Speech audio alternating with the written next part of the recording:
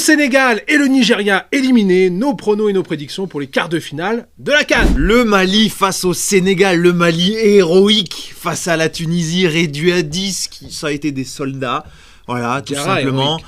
Diarra héroïque, Diarra, Sinayoko butin, encore mine de rien, il fait sa CAN aussi, Sinayoko dans cette compète, mais pour moi, ça va s'arrêter là. Le Sénégal fait partie des plus grosses équipes de la compète, même si il y a encore des joueurs qui sont peut-être un peu décevants. Alors le duo Pape Gueye, Idrissa Gueye, excellent. Par contre, j'ai trouvé encore un Ismail Assar et un Nicolas Jackson en dessous, vraiment, d'un point de vue offensif. Moi, je veux voir Mbaye titulaire dans cette attaque. Et puis après... Mais pas que, parce que moi, je veux aussi voir Habib Diallo. Qui mérite. Que je trouve beaucoup plus complet et qui matche beaucoup plus avec l'équipe du Sénégal que Nicolas Jackson. Moi, j'ai vraiment beaucoup de mal avec son profil. C'est un joueur intermittent du spectacle. C'est un joueur qui ne te sert pas grand-chose. Et qui, si tu es sur un bon soir, oui, il va t'en mettre un ou deux, il va te prendre la profondeur, ceci, cela. Mais là, on est à la CAN. Et la CAN, c'est pas vraiment ses qualités premières qui sautent aux yeux. Tu as prise de profondeur quand tu joues que des blocs bas. Puis, j'ai envie de effectivement, face au Mali en plus, on l'a vu, le Mali qui est capable de bien sûr. défendre, de rester regroupé, de jouer la contre-attaque. Avoir un attaquant comme Habib Diallo de surface, capable d'aller te mettre un grand coup de casque et d'aller te la mettre au fond, franchement, ça peut être, être intéressant. Côté malien, j'étais un peu déçu parce que oui, on dit Sinayoko, il a fait sa CAN, oui, c'est vrai, mais après, c'est que des pénaltys. Donc voilà, c'est. Faut les mettre au fond. Ouais, mais il n'y a pas de production. C'est un geste technique. Alors la problématique, parce que quand on regarde la séance de pénalty Mali-Égypte, on comprend que c'est un geste technique. Mais évidemment, mais ça n'empêche qu'aujourd'hui, la production offensive du Mali, elle n'est pas suffisante. Le Mali qui se qualifie, je crois, sans gagner le moindre match en phase de groupe.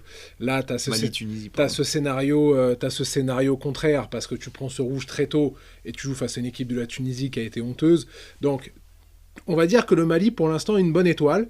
Il faudrait que ça, vraiment, pour moi, il faudrait que ça soit quelque chose d'épique pour sortir le Sénégal et ça n'arrivera pas, selon moi. Donc, qualification du Sénégal je suis d'accord. Qui ira en demi-finale. Mais par contre, voilà, si le scénario est comme ça, bravo aux Maliens, parce que le parcours et le chemin qu'est en train de parcourir cette sélection et les constructions étape par étape, voilà, c'est brillant. Donc, ça sera pas à rougir, ça sera pas honteux. Oui, dans tous les cas, il y a eu une bonne CAN. Côté Sénégal, par contre, il faudra se méfier d'un point, c'est que j'ai la sensation, je sais pas ce que tu en penses, mais cette sélection, des fois, on a la sensation qu'elle attend de se faire piquer avant de réagir.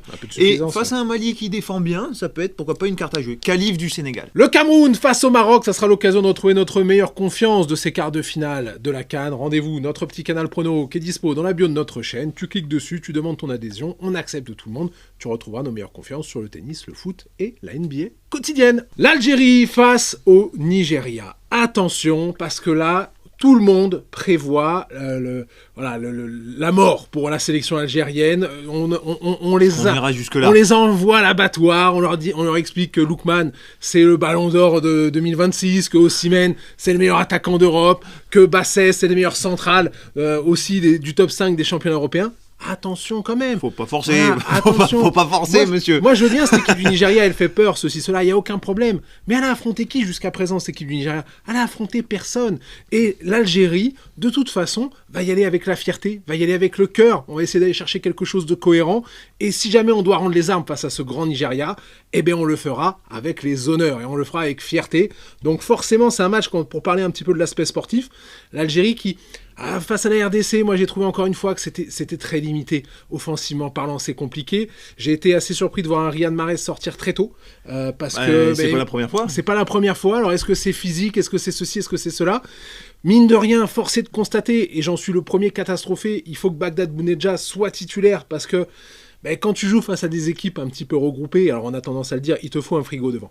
À la CAN, il te faut un frigo devant, il te faut un point d'appui. Finalement, tu as trouvé son intérêt, puisque tu nous disais que finalement, c'était pas value. C'est pas que c'est pas value, c'est que c'est symptomatique de devoir jouer avec Bagdad Bounedjah en neuf, c'est qu'il y a un problème. Après, tu sais quoi, moi, c'est plus côté algérien, j'ai été déçu parce que aujourd'hui, tu as des joueurs qu'on attend toujours.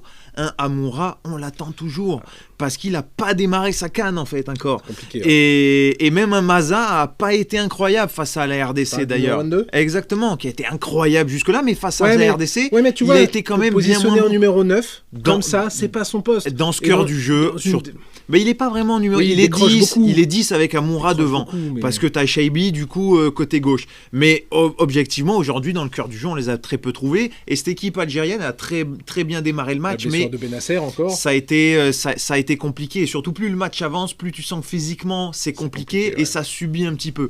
voilà, pour en revenir, alors le Nigeria qu'ils ont affronté, effectivement, pas grand monde, même si aujourd'hui, cette équipe du Mozambique, elle n'en a pas non plus pris 4 face à la Côte d'Ivoire, elle n'en a pas pris 4 face au Cameroun, qu'elle a mis en grande difficulté. Non, donc mettre 4-0 à cette équipe-là, faut le mettre en avant, surtout ça a été un 4-0.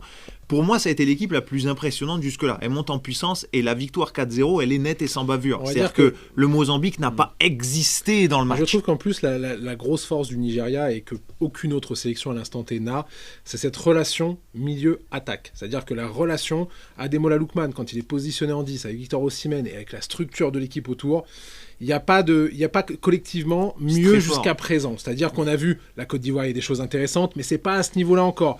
Le Sénégal, on l'a vu, il y a un gros problème dans l'animation offensive. Et carrément, c'est Pape Gueye qui doit aller finir les actions. J'ai envie de te dire, qui aujourd'hui, quel est un meilleur trio offensif sur cette CAN que Akor Adams, Osimhen, Lookman? Sur le papier... Pas sur le papier, sur en le papier, termes de productivité. Mais dans la productivité, il n'y en a pas. Il n'y en a aucun. Le milieu de terrain avec Ndidi, avec Iwobi. Iwobi, encore une fois, je le dis à chaque fois, mais c'est vraiment l'homme de l'ombre. Mais la qualité qu'il a au milieu de terrain, c'est derrière, ça subit rien. Ouais. Moi, c'est l'équipe qui m'a le plus impressionné.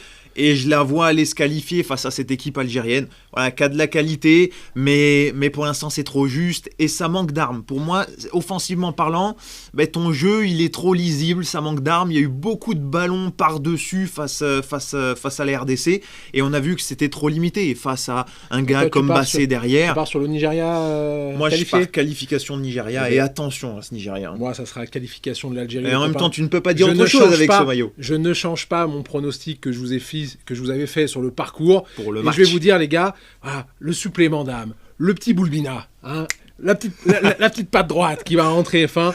Qualification de l'Algérie, l'histoire est en marche, les amis. L'histoire est en marche. L'Égypte face à la Côte d'Ivoire. Et là, mon Roulio, sacré match, parce que, objectivement, ça va être un match qui va être très serré. Moi, je le dis de suite, moi je vais pencher côté Côte d'Ivoire. La Côte d'Ivoire emmenée par le grand Amad Diallo. Du respect pour Amad Diallo, s'il vous plaît, parce qu'aujourd'hui, c'est un joueur, chaque fois qu'il a été titulaire, il a marqué. Un but, une passe D en 8e de finale, encore un match avec une production incroyable. Et là où j'ai beaucoup aimé aussi, c'est son duo avec Yann Diomandé, qui est monté en puissance, qui a marqué son premier but, on l'attendait dans cette compète. Et forcément, ils ont réussi à trouver l'efficacité. Et puis si le duo est efficace, ça peut vraiment faire des étincelles. Alors moi sur le parcours qu'on vous a posté, d'ailleurs un grand merci à vous tous, plus de 3 millions de vues, des gros cœurs sur vous les amis. Je suis parti sur l'Égypte parce qu'au moment où on le tourne, je comptais sur une montée en puissance que je n'ai absolument pas vue. On est juste dans la constance de ce qu'on a vu en phase de groupe. Moi, je m'attendais à mieux arriver au 8e. Je pensais que l'équipe allait monter. Là, non, je ne sens pas vraiment cette sélection. Donc, à l'instant T, tu vois, en plus de ça, le cœur est ivoirien. Donc, moi, je vais partir sur la qualification de la Côte d'Ivoire. Parce que cette équipe égyptienne, j'ai l'impression que si jamais elle est bien prise dans la densité, dans le cœur du jeu, si elle est bien prise dans les duels, elle sera inoffensive. Alors que d'habitude, c'est une équipe qui a un système de jeu, qui a des idées, qui a du répondant physique. Là, franchement, depuis le début de la compétition, je suis très déçu. On retrouve finalement le Mohamed Salah et le Marmouche qu'on a avec les clubs. On s'attendait à cette petite bulle. Et encore, franchement, ça se compare même pas parce que tu vois, encore une fois, Marmouche, il fait une canne vraiment décevante. Salah, il est pas clutch, mais aujourd'hui, il a 3 matchs, 3 buts. Ouais, mais... ils sont là aussi grâce à lui. Même dans le jeu, ils sont horribles. Franchement, cette Égypte, dans le jeu, c'est horrible. Tu mets l'Égypte, tu mets un petit coussin, tu t'endors et tu fais ta meilleure sieste. Mais aujourd'hui, Salah, c'est pas un penalty qu'il a marqué en l'occurrence, mais c'est lui aussi qui réussit à t'amener. Les actions, il n'est pas forcément là. Tu vas en prolongation face au Bénin. Voilà. Pour moi, tu vois, ça se compare pas avec l'import et l'importance d'un Sadio Mané au Sénégal, qui était son pendant à Liverpool, qui a à peu près le même âge et qui a la même responsabilité de la sélection. Un Sadio Mané, tu l'enlèves du Sénégal, c'est compliqué. Un Salah, demain, tu le remplaces sans problème. Je suis pas sûr. En tout cas, dans le jeu. Je pense que sans lui, il serait pas là parce que ça reste un joueur décisif. Maintenant, dans la production, l'Égypte fait partie des pires équipes de la CAN. Donc, moi, j'ai envie de partir côté Côte d'Ivoire avec aussi un très bon Oulahi au milieu de terrain qui a fait un sacré match. C'est une des grosses révélations de cette CAN. Franchement, très très bon. La défense est en place, tout est en place. J'ai envie de voir cette Côte d'Ivoire aller plus loin dans cette compète. Si t'es pas encore abonné, c'est le moment de le faire. Dis-nous toi tes petites idées sur ces quarts de finale. Dis-nous tes avis. Est-ce que t'es d'accord, pas d'accord? Choisis ton camp dès l'instant qu'il y a de la castagne et on se retrouve pour la demi-finale, pour les demi-finales. Exactement.